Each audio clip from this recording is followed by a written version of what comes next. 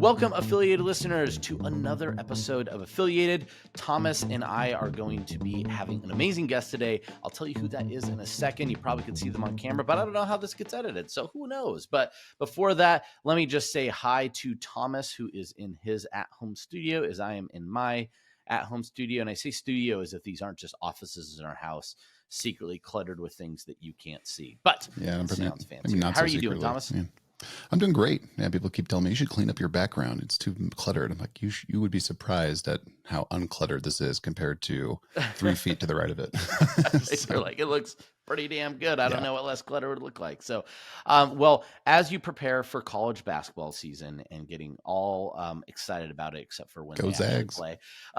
So, you know, with that though, we have something even more exciting, and we are going to be talking with. Is it Farzad? It's Farzad.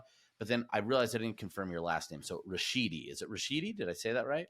You nailed it. Rashidi. Beautiful. All right. We're professionals. Yeah. Yep, exactly. I've been practicing as a substitute teacher just to get all the names out and butcher them there instead of on this podcast. But Farzad is going to be talking about affiliate recruitment. We know we have a lot of people. They're always asking for, I want more affiliates, more traffic, blah, blah, blah. And sometimes there's not a lot of answers for them, or they don't like the answers receiving. And Farzad is going to share with us how he personally was able to grow and get a bunch of affiliates, and then what he's doing today to help people with affiliate outreach, affiliate recruitment, and affiliate management as a whole. So if you are the kind of person that is constantly saying, or has said once before, I need more affiliates, and not sure that you've had the answer, this is the podcast that you have to listen to. So before, I should probably say hi to our guest. Hi, Farzad. How are you doing today? Happy to have you. Thank you for having me. I'm actually this is a little bit of a callback for our listeners too. If you're listening to some past episodes, we had, I can't remember his name because I'm so bad with names, but there was a software that was being discussed that he used for affiliate recruitment. Oh, this was the Dustin House episode. Yes, Dustin House. Yeah. And I could not pronounce the company right. I was Respona, and all these different things, but it was Respona, right? Am I saying it right, or am I probably saying Respona? Respona. Okay. You got Respona. it. See, I still say it, but closer within the ballpark. So Respona was actually the service, and that's how we got connected to Farzad, because he actually CEO for Respona, right? Or yeah, I just want to make sure that I wasn't screwing up titles. So super exciting, and we will talk a little about their software a bit. We actually just want to share with you guys some great tactics for affiliate recruitment, and we'll start off with that. So Farzad, you mentioned you're doing great today. We're so excited to have you. Actually, before we jump in some of the tactics around affiliate recruitment, just to bring people back, we'll share some exciting things about how they can get more affiliates in their business with ease. But before that, why don't you tell everyone a little bit about your backstory, how you got involved in all this business, and now the CEO of a pretty exciting software company. Well, thank you, Kyle. Yeah. So just to give you a little background, have you heard of our parent company, Visme? Yes, when you told me about them the first time. Time we spoke. So but prior to that, it was new information. Considering you talk about them all the time, yes, I've heard of it. So for folks who don't know what Visme is, we're basically a visual creator platform for businesses, SMBs, enterprise. And I joined as the first marketing hire. My job was to basically run their go-to-market motion. And I still are to this day, a completely bootstrap operation, never raised any outside funding in a very crowded space. And the only acquisition channel really that was bearing fruit was our organic, because paid ads were getting more expensive by the day, and it wasn't really scalable for us as a bootstrap company. And our price point was at a point that cold outreach and going door to door and selling wasn't really a scalable strategy. So we had to rely on our organic. And that included obviously our content marketing SEO efforts, and besides that, our affiliate program that was basically incentivizing other bloggers and people of influence basically in our space to talk about us, mention us, and refer customers. So now to this date, Visme is now getting close to about 3 million visitors to our website every single month. And a large portion of that is thanks to other websites vouching for us and basically mentioning us. And so the process was, just like any other company that just puts together an affiliate program, we just bought a PRM and put it up there and basically started. And we actually were getting a decent a number of applications and in terms of people who wanted to be an affiliate. But what happened was like 99% of those affiliates took absolutely no action, regardless of us trying to activate them. And basically, and the reason why is because they didn't either have the audience or they weren't really the right type of affiliate for us. And the small percentage that did were basically people that had some social media following, which, worked well for a period of time. So they would post something, generate some referrals, and it will die 20 minutes later. And so we basically overhauled that entire effort. So instead of looking at it from the perspective that, okay, we're just going to take a back seat and let people come to us, we started actively or proactively reaching out to people that we thought that had an overlapping audience with us and invited them to come and join our affiliate program. So that way, basically we could benefit from their referrals and they get a cut of the pie or the cut of the commissions. And so what happened was that it basically became very quickly one of our main acquisition strategies. And not only that had benefits in terms of sending us referrals, but now all these websites and web publications basically talking about us.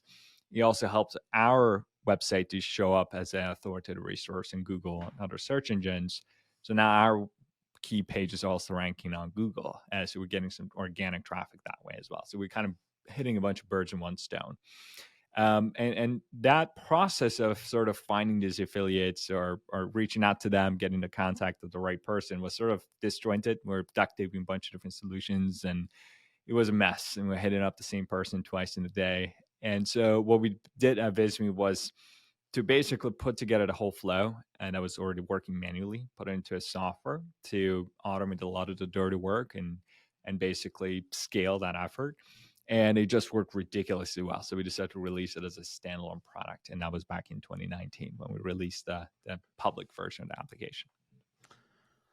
That's awesome. That's awesome. And I think one of the big things there to think that you were able to make that work on cold outreach, which I think a lot of people is super intimidating and probably not something that a lot of people even approach when it comes to affiliate deals.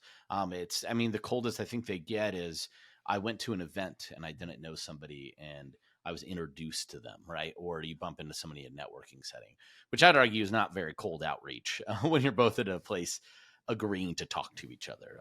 So that definitely sounds really impressive. I want to talk more about that piece specifically in terms of cold outreach. So obviously the software and development of that really, really helped. And that was a huge portion of your business's success. So, but it's tough, right? How do you make it effective? How do you get the attention? So I'm really, really curious if maybe we could start talking about, I think just how you do it. How do you go about doing cold outreach successfully? And maybe the first thing is, how do you get their attention? Right. Maybe that's something that's like, pick the right people. I'm not sure. I won't steal your thunder. But yeah, really curious. How do you get the attention of somebody when you're doing cold outreach to an affiliate to actually get some success or get them to try your product?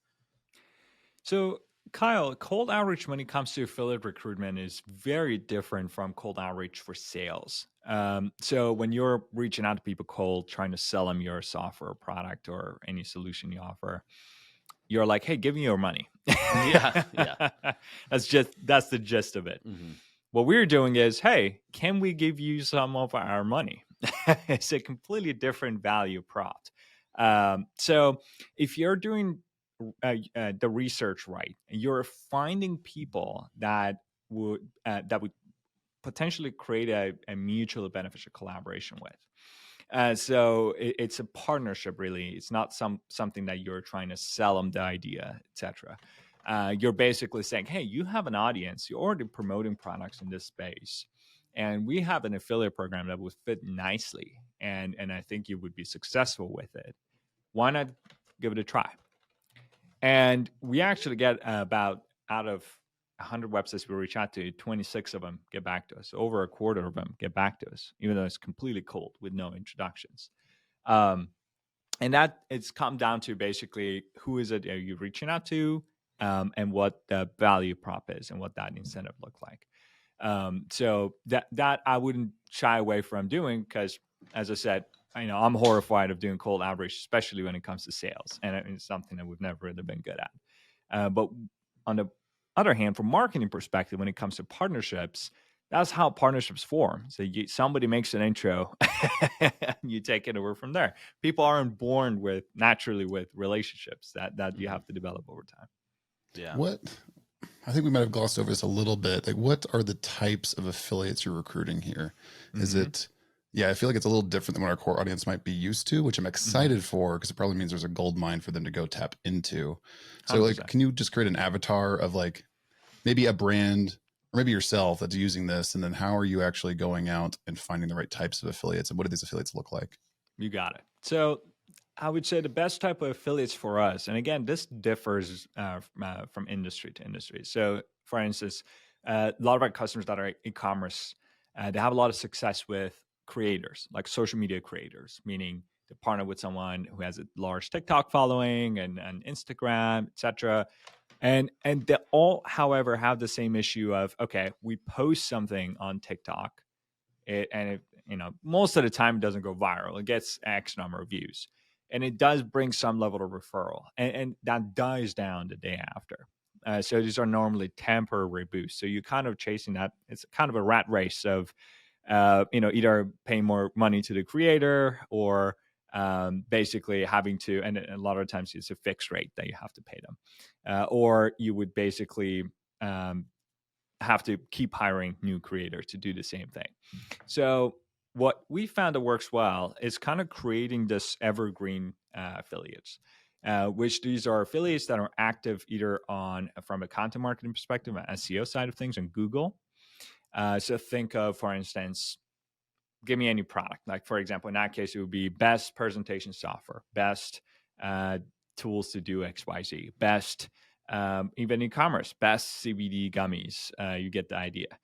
So getting placements in these, you get one or two of these placed, and it brings an evergreen flow of traffic and referral to your website, because that's how consumers would start the research. And is this, are you finding new content for someone to write? Like, hey, write a new post for me, or is it more getting listed on existing, or a bit of a both? More getting listed on existing. Interesting. Okay. When it comes to this particular strategy, which we're going to dive deeper, is what we call listicles. Somebody's written a list of basically products or services you offer, mentioned a couple of popular products in your space, but not you. So that we're going to reach out. It's as simple as just them plugging in your product, and you give them all the assets they need to just paste that in your description, screenshot, and you're good to go. So that would be and there are different variety of different strategies that can run with that. Like, another one would be product reviews. So somebody who has written a review on a similar product or a product in your industry, and will more likely be interested in also writing a review for you. So send them a free sample of your product, invite them to join your affiliate program, let them write a review for you. So that would be a new piece of content created on the other hand. So that would be one. Another one was YouTube. We notice that creators that are active on YouTube, that also brings some evergreen traffic, because YouTube inherently is a search engine. So you basically are getting the same benefits as if this was a text-based article on their website. What we didn't have much success with, even though every time we do sponsor people that have an audience, bring some referrals of traffic, but it's quite temporary, is the social media side of things. Again, it's not to say you can't do this or you shouldn't do this. It varies widely based on the industry you're in. But the ones that are bread and butter of our affiliate program are the ones that have some sort of content that has some sort of evergreen traffic that keeps bringing them customers. So it doesn't require them to take much effort or put in much effort. They basically just plug in your product there on the post, or write a review once, or create a video once, and it keeps getting basically views and traffic, and sends basically referrals your way over time. So they're building their recurring revenue, and you don't have to keep chasing them, making sure they're active, and keep basically following up with them. That makes sense. Yeah. And yeah, this sounds very similar to kind of link building for different brands and stuff that I used to do in my old job, quote unquote. And it was very hard. It was a lot of work. It was a lot of very time intensive work.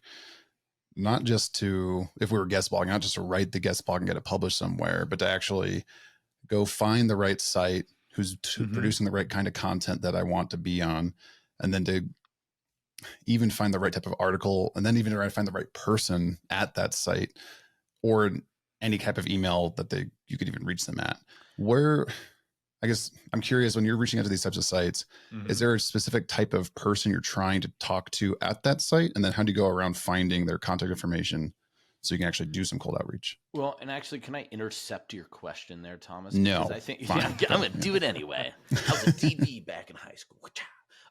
Anyway, so, well, just because right along that, I think one of the parts that's really interesting is, yeah, definitely how do you find these people? So I'd be very curious, how do you find the blog, the content easily that could work? Because I think for a lot of people, I'm sure what you just described, the idea of plug in and go, sounds super appealing, right? If I have to reach out once, if I get you to commit once, I don't necessarily, it's not that there's going to be hundreds of sales tomorrow, but there's a trickle effect and a build that continues to go on with those types of things. And even just giving yourself a presence on the internet that's positive by going out to those reviewers or whoever it might be. It seems like, oh my gosh, this sounds great. Too good to be true even, which makes you think, well, how do I find the right one? So I'd be really curious if you could start there and then go into Thomas's question second. 100%. Simple answer to that is by Googling it. Googling, okay. Is there some strategies about Googling? Boolean search terms. Yeah, exactly. Good old Google. So obviously, I mean, I run a company that sells the software that does this type of work. But I always say to our customers anytime on an episode with a podcast, I'm like, don't go just blindly sign up for any fancy tools like Respona from day one. Go do it once yourself manually and get some proof of concept. You're like, hey, this thing works. This is great. But it's very time consuming, as Thomas mentioned. It's not something that is as simple as it sounds. When you start doing it, it's a lot of moving pieces. It's not something you can do this at scale manually. So that's why we built tools like Respona to help you streamline, automate, and it takes care of that for you. But from the get-go, none of the software does any sort of magic. They all basically help you save time and streamline and automate. It's not the gist of the work you can do yourself. So let's go through an example. So there's, as I said, we covered a couple of different strategies, like for instance, which is, for example, listicle. So what are some of the top 10x tools, products, etc., pages that have already been published that you haven't been listed on? So literally Google that term, and there's a gazillion different one of these listicles that come up. Other one would be somebody's written a review. Let me give you a couple of other ones. Product alternatives. So, for instance, if there is a popular product in your space that is widely accepted by people, there's a bunch of posts that are talking about, oh, what are some of the alternatives to X?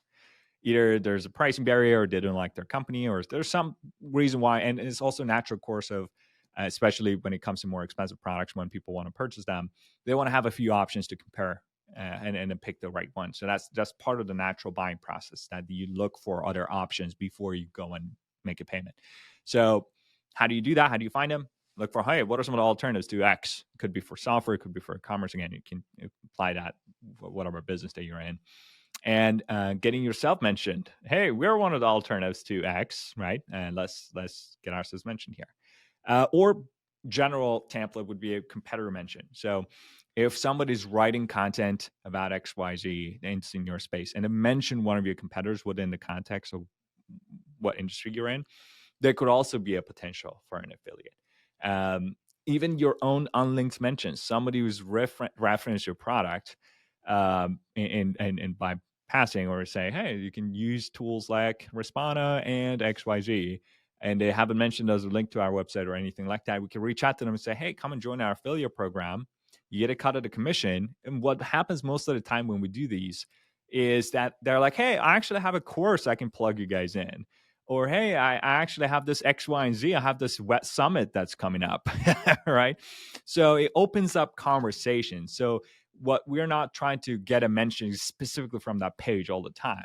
What we're trying to do is to open up conversations with people who potentially have an overlapping audience that would be interested in working with us, right?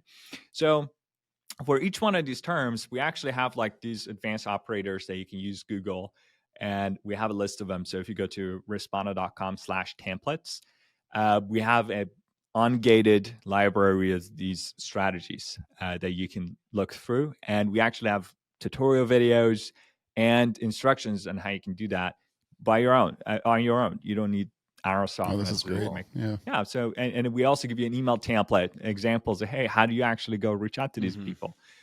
One missing piece is how do you get the contact information on the right person, which is, Thomas, going back to your question.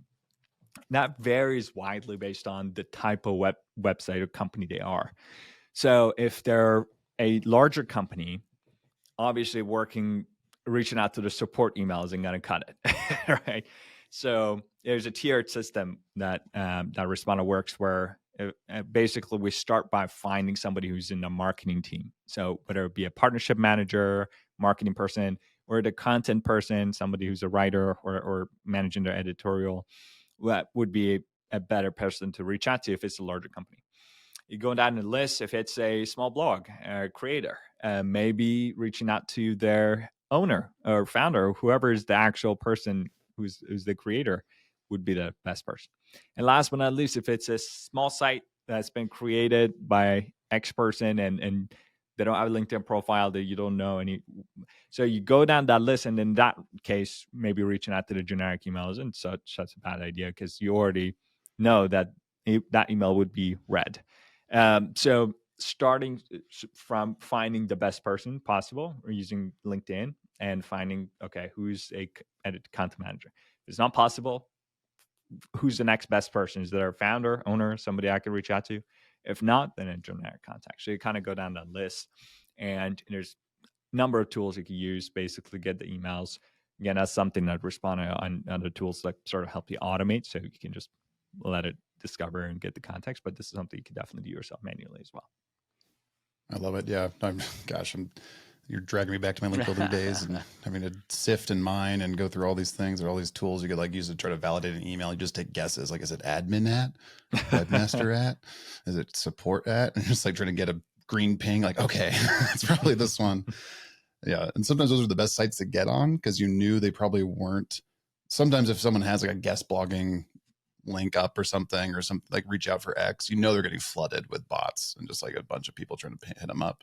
But if you can actually go find and use something to go find like the harder to reach admins or website owners and actually get them to post you, you know you've kind of like gotten on a little island that your competitors might not be on or something. So it's worth doing this, but yeah, it is time intensive. So right. Yeah. And for folks who don't know what link building is, because we're on an affiliate marketing podcast, the process is identical to affiliate recruitment. Yeah, it was funny when we were chatting. It was like, this is 1-to-1 what I was doing as a full-time job. Like, and exactly. Yeah. Right. So this is something that SEOs do basically. So what they're trying to do is to get other website owners to mention you. And that sends a signal to the search engines that, hey, they're an authoritative resource. So it's this identical process to affiliate recruitment in a way that you're just searching different keywords and your value prop in the email that you're sending is different. But everything else, went up from discovery to getting contacts and outreach, is very similar. So that's why also it's one of the other use cases for our platforms that there's a lot of SEOs also using us for link building, but the same applies to affiliate recruitment as well. And I want to talk to like our core listener here who might be a direct response marketer who is using a lot of email traffic or paid media traffic from their affiliates, which can be very fast to turn on. You might be hearing this going, yeah, it makes sense, but is it really worth the squeeze to kind of go out and build this evergreen strategy? And I would say, yes, it is, because, right, it might say, let's say you find a blog that sends you a customer a day or something. That doesn't seem like a lot, but you build this out over time. You're not having to rely on hitting up your email affiliates and media buyer affiliates day in, day out for more traffic, because you're building in stable traffic from evergreen sites that are ranking well, from content that's doing well, and going deeper with these relationships. So this is where we see like the omni-channel approach to affiliate recruitment, where now you've got a different traffic type hitting your offer consistently. Now you're starting to kind of raise that floor, raise that baseline of traffic and sales.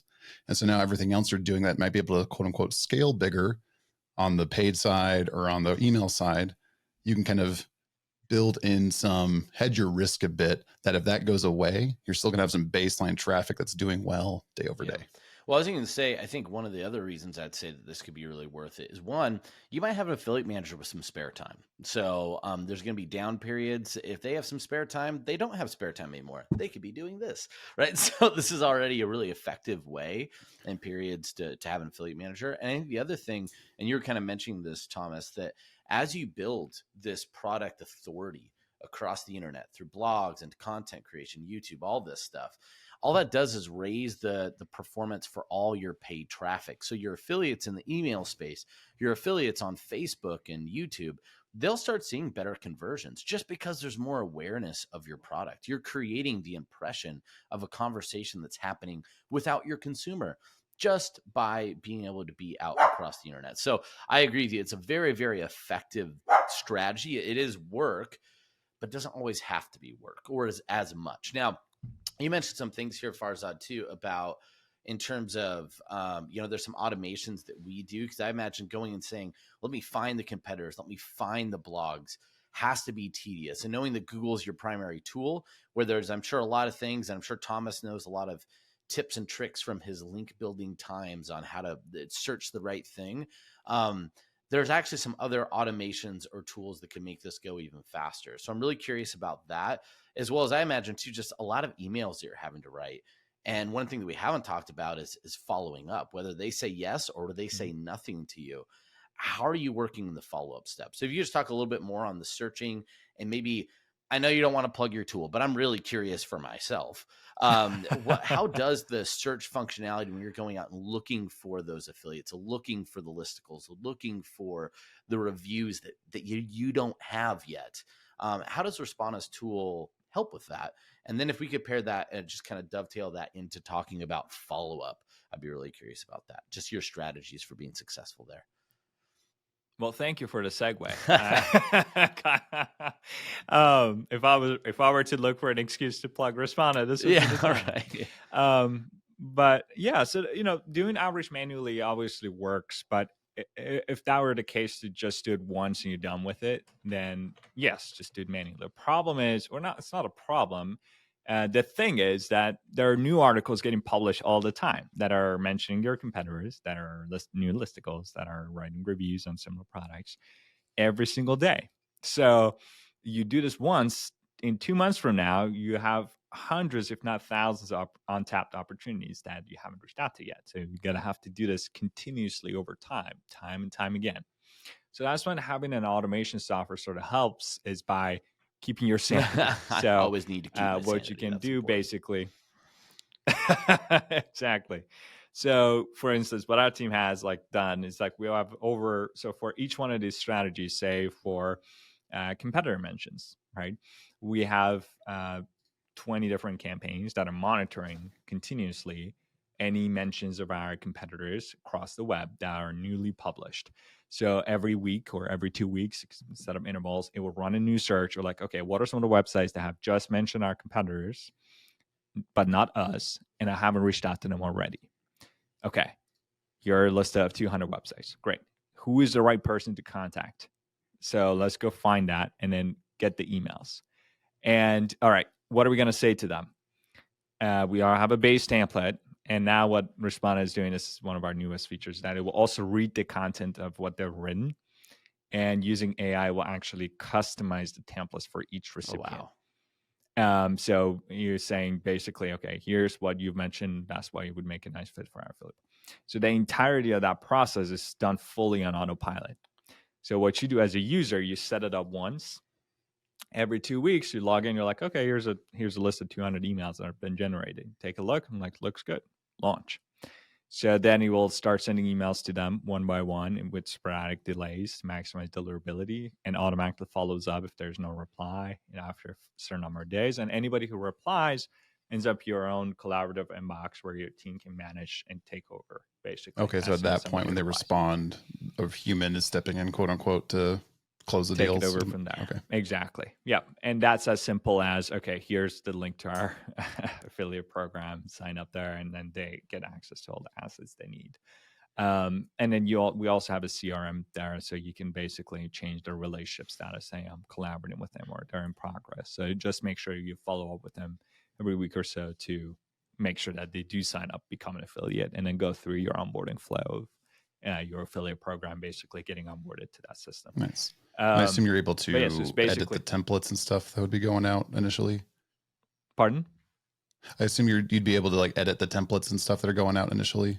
Oh yeah. So the templates themselves, we give you a library already. So based on the strategy, basically where you start, you get a base template that gets customized based on the information you write. But you can adjust it as much as you like. It's a text box, basically. You can just type in whatever you like. And people tend to make them worse normally when they touch it themselves, unless they are a pro, they know what they're doing.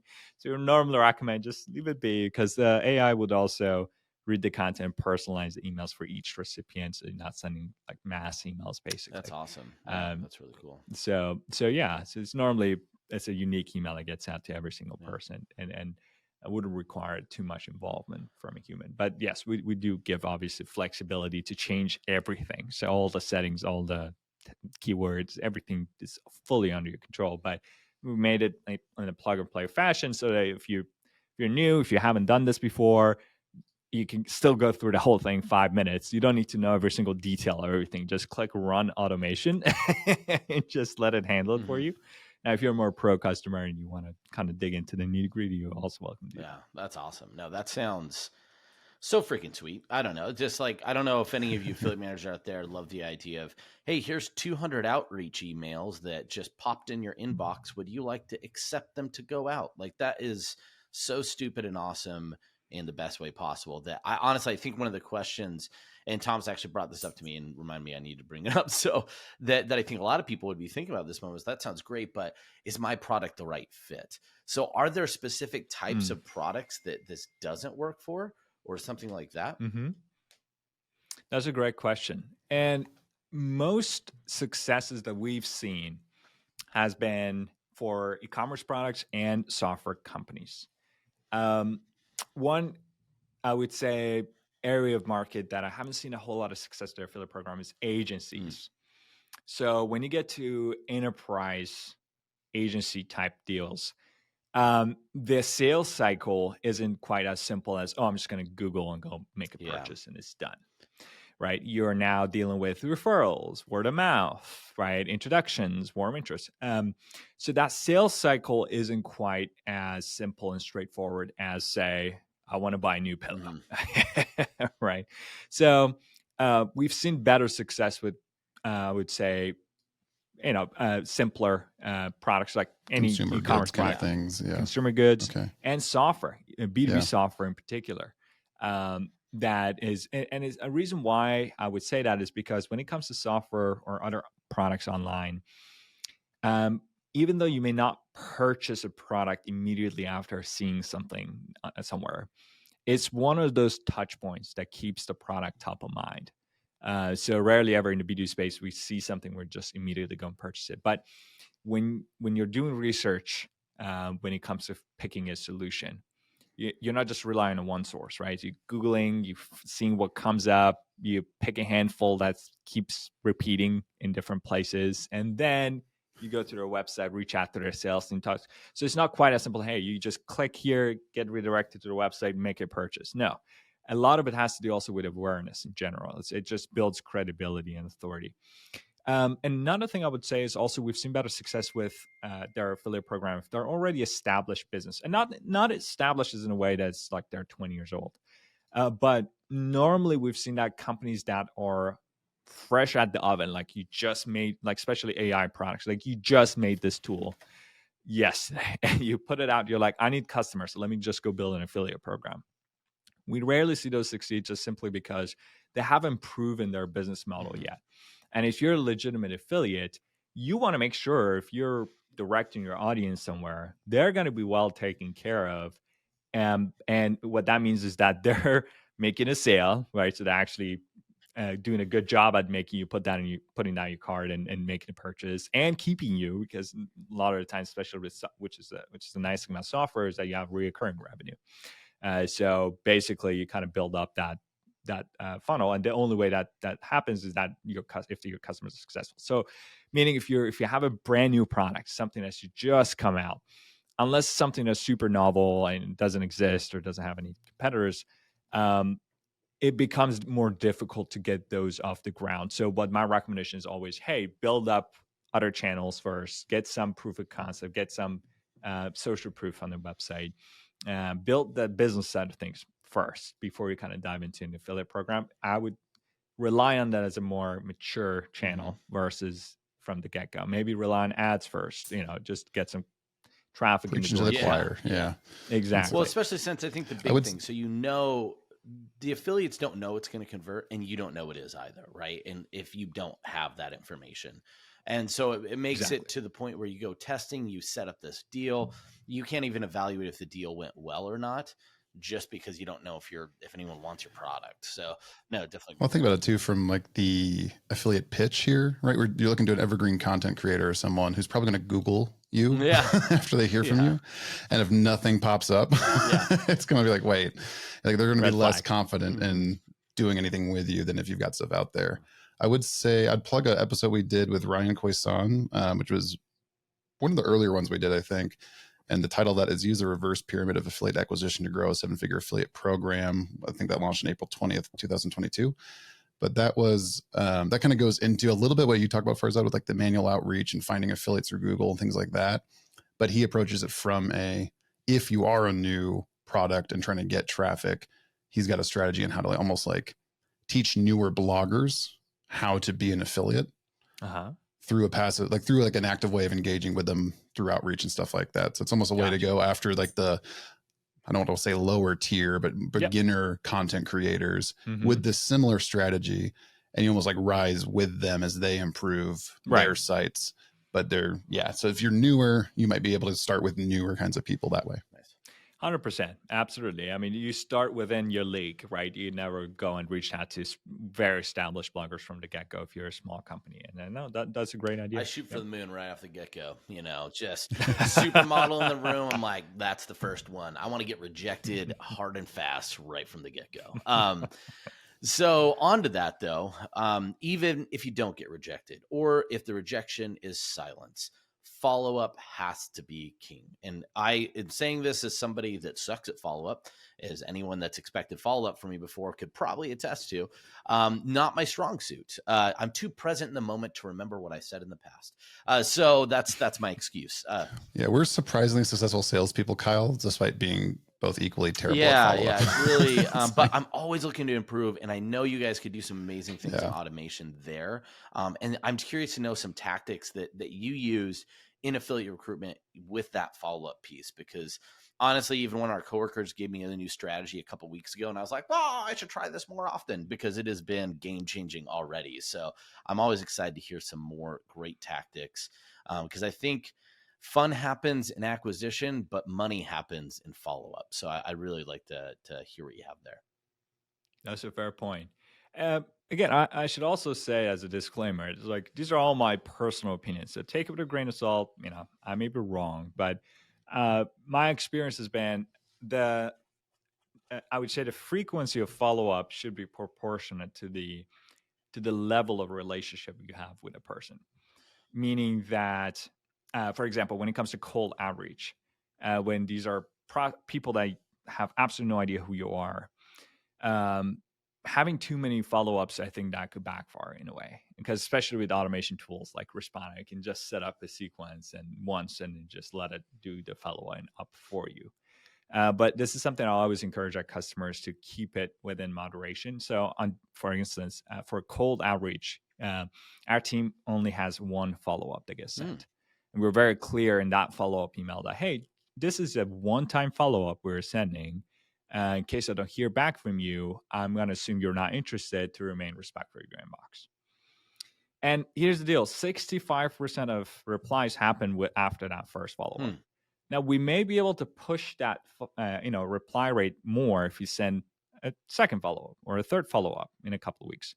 And again, this works. I've seen companies that do this and it works for them. Reason why I personally don't like it is because if somebody's a cold prospect to you and they've already received 2 emails from you with no replies, it is more likely than not that they're just simply not interested. And what you're doing now is just flooding their inbox. So that inevitably increases the likelihood they're just going to click on that little spam button. Now, here's what happens. When too many of your recipients mark your emails as spam, especially if they're a cold outreach prospect, then that would significantly increase the chance of you landing in the spam folder from that point forward when it comes to reach out to new recipients. So to kind of be in the good graces, keeping yourself in the good graces of these email providers, you want to make sure that the emails you send out, first of all, don't send spam and are personalized. and keeping the follow-ups to a not a minimum, but to a balanced number. I would say 1 or 2 maximum. However, on the other hand, say somebody replied to you, they're shown interest, you had a call with him, say, right, and you sent them some material and they didn't reply. Yes, you follow up with them once, you follow up with them twice, you follow up with them third time, a month later. That's completely okay, because that means that, okay, this person is likely gotten busy, right? But that we know that person is obviously interested, because if they spend their time talking to us, they already replied back and said yes. So I would be more generous with the frequency of the follow-ups at that stage, right? And this is something we also follow in our sales process. Like if you do a demo with us and basically shown interest, sign up for a trial, etc. So you get a lot more emails from us, and you can ask us to stop, obviously, but versus a cold prospect that never heard who we are. So that's how I would sort of set up those sequences, is to be mindful of what the recipient And feels. do your AI tools do anything to help improve the follow-up kind of email in terms of the text, the copy? Does it give you templates that you could follow for those that might be too intimidated or incapable of writing an email? Not to say I'm one of them, but right, there are those out there. Yeah. So the nice thing, I hate that we keep plugging. It's cool. I'm making you but do it. You don't need to feel bad. It's all me. You're handing it to me. I It's can't just say because no. I want it. I I'm just just keep kidding. selling myself. It's my problem. So the thing is, when it comes to responding to these tools, and by the way, we're not the only player in the market. There are other platforms that help you automate emails. It's a huge industry, especially for salespeople. That's all they use. Like there are other tools like SalesLoft and Outreach and Apollo, and there's so many other tools that help you do this. It's no secret. But then it's a small portion of what Respona does, is that you set up the sequences once. So that's the nice thing, is that will kind of, that you don't have to be afraid every time you send a follow-up email. That's something that happens automatically. So automating those follow-ups to me is key, because I personally feel bad every time I want to follow up on someone who doesn't.